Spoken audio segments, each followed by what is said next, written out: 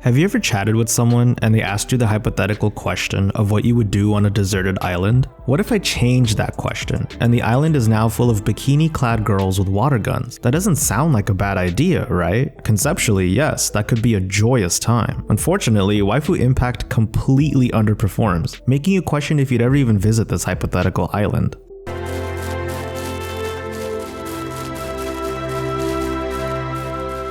Let me start off with a disclaimer about this review. I'm basing my input on the Switch version, which means I'm inhibited from one of the main selling points of this title: nudity. Some may immediately feel that my words are now unoptimized for a review, as I didn't get the entirety of the experience. But I do not think seeing more explicit content would help this game in any shape or form, especially given the quality of the model artwork. Waifu Impact is all about girls being splashed and shot with water, yet none of these things look correct. Okay, the girls don't look terrible, but they're pretty low budget, reminiscent of sample models you can find in Vroid Studio. The expressions, if you can see them, are not dynamic, and they don't really move well to begin with. There's basically not much to look or gawk at if that's what you're hoping for. With no introduction and one of the most comically lackluster title screens that I've ever seen, you start off Waifu Impact as a girl named Haruka. How do you begin? Just by hopping onto an island with no sense of direction. Only after looking at the start menu do you figure out the controls and make your way to try to find 25 total stars scattered around the island. But be wary, you have obstacles blocking your path. Your most consistent obstacle is other girls with water guns who will shoot on sight. Believe me, they are everywhere. Luckily, you also have a water gun to shoot them with. Waifu Impact is a third-person shooter, but it's as bare bones as it can get for something of that genre. The shooting isn't great, but it's actually not that terrible. I've sniped some of the enemy girls from afar, and those are the only moments of satisfaction I really received in this game. Otherwise, there's just no variety. The girls you shoot are all the same model, and they don't have any variance to them. Your only other opportunity to fight a different enemy comes each time you shoot down 30 girls, as a super boss appears for you to try and knock down. Beating this boss grants you access to a different character. Indeed, this game allows you to play as other girls by unlocking them over time, whether it be by defeating super bosses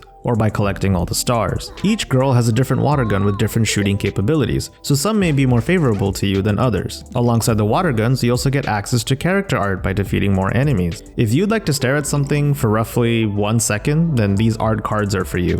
While the enemies are the most common obstacle, there is one other roadblock to collecting all the stars, and that's the controls. As you roam the island, you start to realize that your movements don't really feel smooth whatsoever. Not only does running feel awkward and have an invisible stamina meter, but on the Switch, the frame rate has complete dips at random moments. This means you'll try to jump or shoot, and you'll see the screen have a momentary freeze before you see your completed actions. Speaking of jumping, the platforming in this game is awful. You won't need to jump too much, but when you do, it can feel excruciatingly heavy and inconsistent. One moment you feel like you're jumping far, and the next moment you barely make any distance with your leap. This inconsistency can make it considerably frustrating and demotivating to get to your objective. If you're looking for something to change up some of the monotony, it's possible that some of your falls can have you glitch through the landscape or shoot you across the map, so that's fun. I previously mentioned the lack of variety when it comes to the girl enemies, but it doesn't stop there. After you acquire all 25 collectible stars, you may be wondering what else exists outside this island.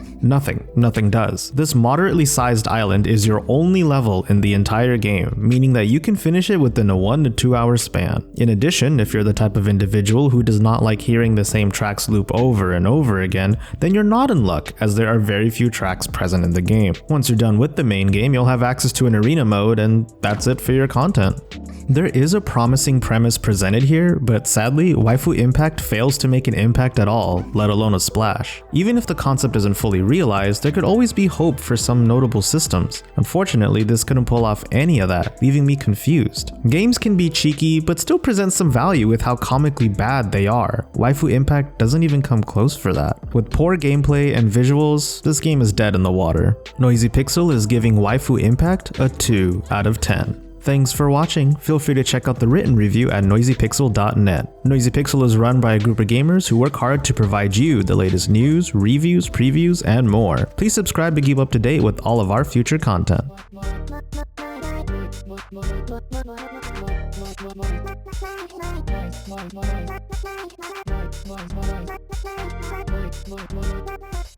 Noisy Pixel.